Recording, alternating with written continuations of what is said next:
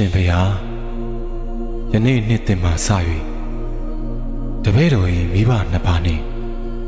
9ရက်သားသမီးအပေါင်းအားလုံး